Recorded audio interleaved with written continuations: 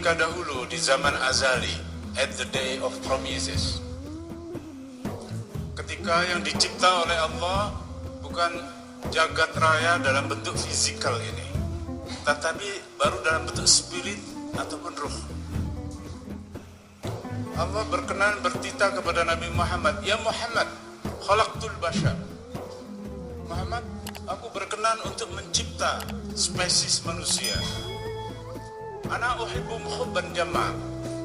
I like them very much. Aku senang, paling senang baik manusia sing tak cipta. Walau kanu dzaluman jahula. Walaupun mereka seringkali saenake dhewe, dhewe apa-apa nak. Tapi mereka, aku senang dengan mereka, tak titip ke kamu, kata Allah kepada Nabi Muhammad. Sentuh seluruh susunan kesadaran mereka, agar mereka tidak nyeleweng-nyeleweng banget, agar mereka tidak sakar PDW. Nahdlatul Ulama itu adalah organisasi untuk membuat umat manusia dan umat Muhammad. Kalau sedang matur mengenai sesuatu yang sudah lama sekali terjadi, tidak ada perhitungan kalender. Sebab kalau kita mau pakai perhitungan kalender, inna yauman inda rabbika ka'alfin sanatin mimma ta'udun. Sedino dalam hitungan kalender Allah equal dengan 1000 tahun. Ini kan sesuatu yang tidak terbayang sama kita. Kapan saatnya zaman azali itu, yaitu zaman di mana yang dicipta oleh Allah baru roh, baru spirit, belum embodied, belum menjadi jasad, lam yatajassad. Allah bilang kepada Nabi Muhammad ketika itu, "Ya Muhammad, khalaqtul bashar, ana uhibbuhum hubban jamma, walau kanu dzaluman jahula." Sebab itu tak titip ke kowe. Tugasmu adalah untuk menyentuh mereka agar mereka tidak ngaco. Ku ciptakan fitrah mereka dari nurmu, wa nuruka min nuri. Manusia ada dimensi yang istimewa di dalam diri kita. Maaf saya meloncat. Dimensi yang istimewa di manusia itulah Nahdlatul Ulama. Kebangkitan ulama untuk membuat dimensi yang mulia di diri kita teraktualisasi, terupload, kata anak-anak yang programnya IT sekarang, muncul ke permukaan. Aku serahkan sama kamu, kembalikan mereka semua nanti pada aku di hari kiamat dalam keadaan seperti aku berikan kepada kamu sekarang. Khalaqtu fitratahum min nurik wa nuruka min nuri. Saya ingin mengungkap hal ini sebagai hal yang pertama supaya kita semua sadar bahwa kita ini dalam perspektif dimuliakan Allah. Jangan suka katut dengan gonjang-ganjingnya masa. Oke? Mantapkan itu di hati. Yang kedua, saya ingin mengutip satu riwayat. Satu ketika dahulu Rasulullah sedang mencermati sahabat-sahabat yang ada di dekat beliau. Nabi Muhammad itu tahu setiap satu dari manusia mukmin yang jumlahnya 124.000. Iki sapa, anake sapa, iki sapa, jenenge sapa, tahu semua itu Rasulullah. Tapi tiba-tiba Rasulullah melihat sosok yang beliau tidak merasa mengenal. Siapa kamu? Kata Rasulullah kepada sosok yang tidak dikenal itu, "Aku iblis." Loh, lah kok ngaku? Biasanya kon bujuan. Kata Rasulullah, "Cukup deh. Aku dulu gagal mematuhi perintah Allah untuk mematuhi bapak kamu." Kata iblis kepada Rasulullah. Maksudnya Nabi Adam. "Aku suruh hormat. Aku enggak mau. Khalaqtani min narin wa khalaqtahu min tin." Kita sudah tahu itu di Al-Quran. Gara-gara aku tidak hormat dengan bapak kamu, aku ditendang dari Jannatul Firdaus. Ini aku disuruh turun kepada kamu. Dan supaya aku jawab pas apapun yang kamu pertanyakan. Kamu tanya aku siapa? Mana berani aku sama Allah? Aku bilang aku iblis. Saudara-saudariku yang kucintai, iblis itu pun juga masih punya takut sama Allah. Tidak ada yang kurang ajar kayak iblis, tapi masih ada takut kepada Allah. Bagaimana kita? Hanya karena kita tidak melihat Allah dengan visual, tidak bisa dengan perabaan, tidak dengan auditiva, enteng aja kita memandang Rasulullah sudah tahu yang diajak bicara iblis, beliau masih tetap sopan. Bahasanya halus. Siapa yang paling tidak kamu sukai? Kamu, kata iblis pada Rasulullah dengan garang. Kenapa? Rasulullah tetap mengimbangi dialognya iblis dengan halus. Karena orang yang sama kamu tidak bisa gua tipu. Nah ini, tipuan inilah yang sesungguhnya direkayasa oleh iblis dan para konconya. Makanya doa kita di awal tahun, Allahumma inna hadza amun jadid qad akbar nas'alukal ismata minas syaitani wa junudihi wa awliyaihi wal ismata min anfusina. Itu doa yang tipikal dilakukan oleh orang Nahdlatul Ulama, itu tipikal untuk menjaga kita. Jangan sampai bisa dikibul. Dulu penasehat ahli keislaman dari Belanda, namanya Van der Plas, jabatannya Islamische Zaken. Penasehat ahli tentang keislaman. Orang yang pertama dari kalangan mereka yang belajar tentang Islam, namanya Thomas Aquinas. Dia seorang Perancis. Dulu datang ke Andalus, ke Alhambra, ke Granada untuk belajar Islam. Lalu si Aquinas ini menghafal Quran, gak tanggung-tanggung. Pulang dia ke Perancis, dia membawa belanja dari Islam, dia curi konsep fardhu kifayah dari Islam. Maka sejak Aquinas pulang, ada konsili dari gereja Katolik untuk membuat paroki. Sebelum Aquinas mencuri konsep Islam, dia belajar Quran, menghafal Quran untuk mencari kelemahan, ngibul gitu. Jadi itu di mereka, fardhu kifayah itu diaplikasikan dengan bagus. Tempo hari ada seorang kiai di Semarang bilang kepada saya, beliau mengucapkan selamat kepada bekas pastur di Purwokerto. Saudara-saudariku, seluruh Indonesia, setiap provinsi hanya ada satu keuskupan, kecuali di Jawa Tengah. Di Jawa Tengah ada 2, Semarang dan di Purwokerto. Itu pun kalau tidak ngitung Jogja itu di dalam perut Jawa Tengah. Jadi Jawa Tengah itu ada 3 keuskupannya. Semarang, Jogja, Purwokerto. Bekas pastor di Purwokerto yang diberi ucapan oleh Pak Kiai ini bilang, selamat Mas yo, sampean untuk promosi di agama sampean. Jawaban ini kulo kata Pak Kiai Habib yang bilang sama saya, alhamdulillah, fasih banget saya. Jenengan kawan nggih, nggih fasih kan piyambake. Apa sih Mas rahasiane kok sampean iso untuk promosi kaya ngono? Ora ono rahasia, ora ono apa, Pak Kiai. Kejaba karena pekerjaanku, aku tahu semua orang di lembah Sungai Serayu. Sungai Serayu itu yang membela Purwokerto. Siapa Islam benar, siapa Islamnya setengah, siapa Katolik supermi, siapa Katolik benar, siapa Kristen, siapa PKI, siapa kebatinan, siapa abangan, aku roh kabeh. Sebab itu pendekatan yang dilakukan oleh bekas pastor ini begitu rupa, partikular, juz'iyat. Bisa melaksanakan yang dibilang Rasulullah, khotibin nas biqadri uqulihim. Jadi seni yang mereka lakukan untuk pendekatan itu dicuri dari kita sejak Thomas Aquinas sampai Sunuk Ogronya, Islamische Zaken pada yang menciptakan perang di Aceh. Barangkali saya akan mengajak Anda semua untuk melongok sejarah. Sunuk Ogronya itu apal Quran, apal Sahih Bukhari. Dia ahli fatwa madzhab Syafi'i. Sebab itu ketika dia pergi ke Makkah, dia dihormati orang sebagai orang alim. Syekh Abdul Ghaffar Al-Hulandi, Abdul Ghaffar Tokok Londo. Jadi Syekh Abdul Ghaffar Al-Hulandi. 4 bulan dia berada di Mekah, diberi kesempatan untuk menjadi imam di sudut mazhab Syafi'i. Begitu pulang ke Holland, mampus lo orang Islam yang makmum sama gue. Nggak sah sholatnya. Kapan gue jadi orang Islam? NU itu untuk menanggulangi tipu-tipu yang sifatnya halus seperti itu. Karena itu seperti kita dititipkan oleh Allah Ta'ala kepada Nabi Muhammad. Begitulah, saya sampai ke cerita yang ketiga. Rasulullah mengamati semua orang di sekitar beliau, lalu manggut-manggut. Pikir orang, ada apa ya? Kok Rasulullah sampai ngemanggut-manggut?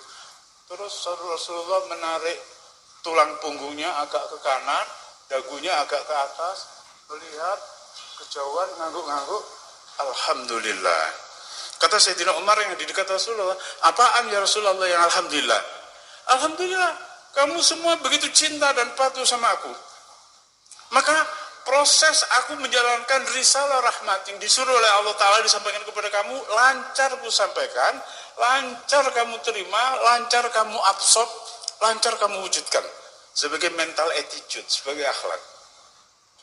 Oh, para sahabat jadi baru ngerti, rupanya Rasulullah dalam tasakur ini. Lalu beliau katakan, fi qaumun ba'idun anna wa an zamanina. Ada kaum jauh dari sini, jauh dari sekarang. Ma yangkus mahabbatuhum wa ta'atuhum min mahabbatikum wa ta'atikum ilai. Cinta dan kepatuhan mereka yang akan datang nanti gak kalah karo kowe. Antum ashabi, hum ahbabi. Kamu semua temanku, my companion. Mereka my beloved person, orang yang kucintai. NU itu adalah sosok itu. Bagaimana kecintaan kepada Rasulullah, kepatuhan kepada Rasulullah itu diimplementasikan dalam bentuk kecintaan dan kepatuhan kita pada ulama yang mengajarkan kepada kita husnul khuluq. Orang Islam itu kalau tidak rendah hati, apalagi orang NU, kalau enggak rendah hati, meleset. Kayak botol disirami air sak timbo. Akan di sing kuta mbek sing mlebu. Lebih banyak yang tumpah kan? Sebab Islam itu tidak bisa dilakukan seperti iblis. Diperintah Allah untuk sujud. Ngapain aku sujud sama Adam? Khalaqtahu min tin wa khalaqtahu min nar. Aku punya pride lebih tinggi. Jadi orang NU itu orang yang mengikuti akhlak Nabi yang dipandang dari jauh. 15 abad yang lalu Rasulullah sudah melihat kita. Mudah-mudahan orang yang sekarang berada di serambi Masjid Agung Demak ini adalah yang sudah dipandang oleh Rasulullah 15 abad yang lalu.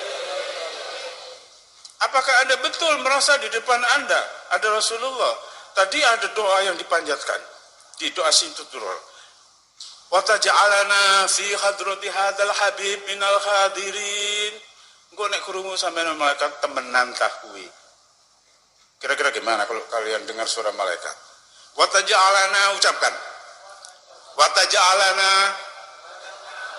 fi hadrati hadzal habibi minal hadirin. Jadikan Sintudurar ini media dan sababiyah buat kami ya Allah untuk selalu merasa in the presence of Holy Prophet present, supaya kami merasa berada di depan Rasulullah. Wa fitibai tariqihi minas salikin. Jadikan kami orang yang sigap menapak tilasi jejak Rasulullah, atau langkah kehidupan Rasulullah kita teteskan di kehidupan kita. Itu Sintudurar yang kita baca. Tapi karena itu kita harus hadir. Jadi kalau tidak hadir, tidak termasuk yang dilawak Rasulullah 15 abad yang lalu.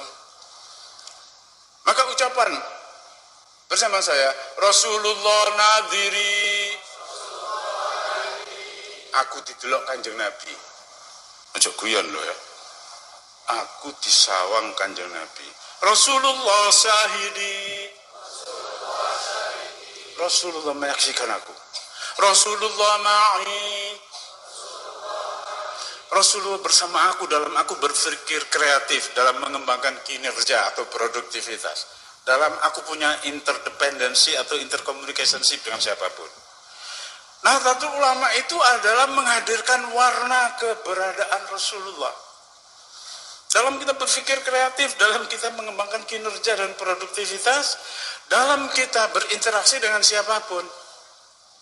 Itu Nahdlatul Ulama. Aku dulu punya kakek, namanya Kiai Romli Tamim. Rumah dia di sebelah utara masjid, rumah ibuku di sebelah selatan masjid. Kalau beliau menjadi imam subuh, nggak lewat depan masjid, lewat belakang. Karena beliau teriak di bawah jendela kamar tidur ibuku, Muna, ibuku namanya Muna. Nanti borek, kalau menyebut nama saya cacarnya, bukan namanya. Saya udah dimandiin tapi tetap gini aja. Udah pakaiin sarung, pakaiin baju, pakaiin kopiah. Anak kecil tetap lari. Begitu dengar suara Kiai Romli, saya bangun. Saya harus duduk bersama dia. Kalau selesai sholat subuh, saya mau bangkit, saya ditimpuk koin. Oh, gak entuk. Ya udah, koinnya tak ambil, tak kantongi. Lama-lama saya makin pinter. Pada saat yang teratur, tak gerakan luntutku dibalang maneh. Nah, terus saya dipancing karena saya mata duitan. Jadi dilempar duit. Sudah selesai, dia tuntun, belum boleh jajan. Dia sapa orang di kampung, waras, bojomu, anakmu, kok pawone durung ana beluke, kata Kiai Romli. Nggih dereng nempur nang omah njaluk beras. Jadi beliau mengajarkan kepada saya dan kepada semua orang, hasrat ingin memberi. Itu NU. Ojo dadi wong NU nek gak duwe kepinginan ngekeki wong. Nek njaluk terus iku wong ngemis nih. Kira-kira bahasa kasarnya begitu. Ada orang sudah jelas ngasih makan sapi atau kambingnya, wis dipakani, sampun yai. Apa mang niate? Nggih kersane lemu. Aja, gak usah niat cek lemu, kon pakani lemu dhewe. Niat ibadah. Oh, ngoten. Orang belum paham. Tapi beliau menjelaskan gini, rumput bertasbih, dia enggak doyan pahala. Kambing bertasbih, ora butuh ganjaran. Sapi bertasbih, ora butuh ganjaran. Ganjarannya nggo sampean. Oh, eco ya nggih. Jadi orang diapresiat. NU itu adalah sikap memberi apresiasi kepada orang untuk mau berkenan dan galak untuk membuat kebaikan dan ngebaiki. Nanti saya masih dituntun beliau delok nara iku. Klambine elek. Nggih. Durung atus. Nggih. Kena duitmu. Engko kon diparingi Allah sing luwih akeh. Jadi uang saya tadi habis. Saya dibuat permainan oleh kakek saya. Jadi ditimpuk uang sampai kantong saya mereng gitu. Tapi itu habis nanti dibagi pedang. Itu NU. Bagaimana selalu idkhalus surur. Ini yang dilihat Rasulullah 15 abad yang lalu. Jadi kalau kita tidak merasa kita di hadapan Allah, tidak merasa di hadapan Rasulullah, tidak merasa di depan Syekh Abdul Qadir Jailani, menter aja dengan habitat dan salah kaprahnya. Di NU banyak salah kaprah. Orang mau enak sendiri, itu harus kita akui. Ini yang harus kita bersihkan. Allahu nadhiri. Beneran ini ngomong. Aku disawang Gusti Allah. Allahu syahidi. Allah menyaksikan aku. Allahu ma'i. Rasulullah nadhiri. Rasulullah syahidi. Rasulullah ma'i. Syekh Abdul Qadir nadhiri. Syekh Abdul Qadir Jailani syahidi. Syekh Abdul Qadir Jailani ma'i. Kiai Hasim As'ari nadhiri. Kiai Hasim As'ari syahidi. Kiai Hasim As'ari ma'i. Sunan Kalijogo nadhiri. Sunan Kalijogo syahidi. Sunan Kalijogo ma'i. Kalau Anda membuat pernyataan ini integral, tekok bumbunan sampai sikil. Tekok sikil nganti bumbunan, itu baru NU. Ada contoh orang NU yang sudah meninggal 26 atau 27 tahun yang lalu. Namanya Profesor Dr. Muhammad Saleh. Dia dokter, profesor, spesialis jantung di Rumah Sakit Karangmenjangan di Fakultas Kedokteran Airlangga. Dia meninggal agak 26 atau 27 tahun yang lalu. Tapi makamnya ada di Kembang Kuning. TPU Kembang Kuning itu kalau sore banyak dilewati PSK. Jadi anak-anaknya nesr ongku tang bapak nega kata Madura itu. Kasihan bapakku. dilangkah-langkai reng orang yang saya juga mau dipindah ke San Diego Hill Cemetery, American Style Cemetery di Kerawang. Setiap kafling harganya ratusan juta. Pikir anak-anaknya itu cara untuk menghormati orang tua. Begitu digali, sudah 22 tahun digali, ternyata kafannya kayak baru dibeli dari Ampel kemarin. Kakinya nongol. Tuh, 22 tahun masih utuh, orang kaget. Tapi mau kaget, mau kagak, tetap dipindah. Kira-kira hampir 2 tahun yang lalu saya ketemu Insinyur Mirna, putri dari Profesor Dr. Muhammad Saleh. Dibilang orang, ini Insinyur Mirna, putrinya Profesor Dr. Muhammad Saleh. Senang sekali aku ketemu kamu, Mbak. Saya pun juga senang. Enggak, aku mau dengar dari bibirmu sendiri. Bagaimana kesaksian seorang putri mengenai bapaknya yang begitu cemerlang? Bapak saya itu kayak kereta api, Maksudnya? Kereta api kan jalan di rel, nggak jalan sakar PDW. Terus, bapak saya selalu tahu hak dia mana, hak orang mana. Nggak pernah nabrak ataupun nyerempet, nggak pernah korupsi.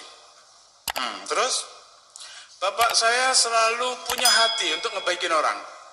Kalau dia lihat orang bokek, bapak pun ngasih duit sama pasiennya yang bokek itu. Di Surabaya terkenal, dokter Saleh, dokter gendeng. Dokter kok membayari pasien. Bapak saya cuma nyengir aja dibilang dokter gendeng. Mbak, aku sebenarnya pengen dengar dari mulut kamu. Ibadahnya Pak Muhammad Saleh itu kayak apa sih? Bapak saya dari pagi sampai malam ngurusi pasien saya. Tiap hari begitu. Alhamdulillah bapakku sholatnya beres, sholat fardu, sholat sunat nggak pernah. Alhamdulillah puasa bapakku oke, Ramadan. Puasa sunnah nggak sempet. Cuman kepala 4 hampir 50 umurnya sakit, mulai buka buku agama, mulai baca selawat, nek sedikit demi sedikit katanya. Ternyata itu yang namanya rayap, kalajengking, kelabang, jasa ternik dari arah Fakultas Kedokteran Universitas Airlangga sampai Kembang Kuning bersahabat, kira-kira 8 kilo. Kalajengking, kelabang, rayap, koncoan dengan Profesor Muhammad Saleh. Padahal dia nggak pernah ikut simtuduror kayak kalian lakukan seperti tadi. Cuman NU-nya ada di hatinya si Madura ini. Jadi dia cuman baca selawat sedikit. Nah kalau Profesor Dr. Muhammad Saleh, Karangmenjangan, yang dulu pernah ada di Kembang Kuning, sekarang di San Diego Hill Cemetery di Kerawang, selawatnya sedikit bisa kayak begitu. Bagaimana orang NU yang seperti saya hadapi sekarang ini, di Masjid Agung yang penuh sejarah ini, seluruh lantai, kayu, eternit, udara, partikel yang ada di udara dan di air, seluruhnya memberi kesaksian. Sejak Raden Fatah, sejak Sunan Kalijogo. Ini sekarang memberi kesaksian kepada Anda. Orang Profesor Dr. Muhammad Saleh aja bisa begitu. Bagaimana Anda di bekas tempat dari wali-wali agung yang ada di tempat ini? Nggak ada alasan untuk tidak merasa bangga dan bersyukur menjadi orang NU yang berkumpul malam ini untuk haul Syekh Abdul Qadir Jailani, untuk membaca maulid. Anda istimewa di mata Allah, di mata Rasulullah. Ojo sembrono maneh. Jangan ada hari kecuali ingin mengebaikin orang. Itu yang dilakukan Profesor Dr. Muhammad Saleh. Kalau boleh saya pakai kata hanya, padahal dia hanya profesor dokter, duduk yai. Bukan saya, bukan orang yang berserban kayak saya. Biasa aja. Sholatnya pas-pasan, puasanya pas-pasan, tapi rayap gak doyan, kalajengking gak doyan. Kelabang gak mau sama dia. Apa ini tidak cukup, saudara-saudariku yang kucintai? Aku dulu pernah menurunkan jenazah dari amiku, Kiai Bisri Khalil. Aku di tengah. Yang di kepala ada adik sepupuku, badannya gendut, orangnya usrek. Nyenggol kuburan sebelah. Kiai Takran Khalil. Sekon iki usrek kayak, saya bilang. Gak nyejo. Tapi saya lihat Pak Desa itu kafannya tidak putih, cuma sudah mangkak, tapi utuh. Padahal puluhan tahun dia. Cuman beliau 17 tahun di Masjidil Haram, apal Quran, apal Sahih Bukhari, apal Sahih Muslim, apal tafsir Sawi. Ya maklum, kekiaian beliau begitu, orangnya begitu strength untuk menjalankan syariat. yang ngajari aku ngaji beliau. Aine nang di temberiki, grok, dia antem saya dengan rotan. Tapi ternyata sebenarnya dia tidak menghukum saya, dia mencintai saya. Ya Allah, anak ini brengsek, nakal. Kalau tidak engkau beri daya, jadi apa ada inginku. Begitu paman saya, Pak Desa itu meninggal, ngaji saya lancar. Jadi sebenarnya yang diajarkan itu doa, itu NU. Sekarang saya mau cerita tentang Kiai Hasyim Asy'ari. Satu ketika dulu Kiai Hasyim Asy'ari pulang dari Menes, Banten, waktu muktamar zaman Belanda. Beliau singgah di Tegal, di Pekiren Tegal. Mampir ke tempat Kiai Ubaidillah. Kiai Ubaidillah itu Kiai kampung, langgarnya pring doyong ate rubuh. Jadi anak-anak Tegal itu kalau sore sudah makan jam 5, nyore namanya. Di Tegal, di Pekalongan itu nyore. Jadi anak-anak sudah nyore lalu kumpul maghrib. Sudah sholat maghrib, dapat giliran ngaji. Surat-surat pendek satu. Sudah itu sholat isya. Habis sholat isya, Pak Kiai Ubaid mengajar kitab. Tapi satu ketika, beliau nggak bisa sholat tahajud di musolanya, di langgarnya. Sebab banyak ikan pindang penuh itu. Anak-anak di bawah 10 tahun itu. Jadi beliau sholat tahajud di rumah. Tapi karena Tegal itu kayak sini, gerak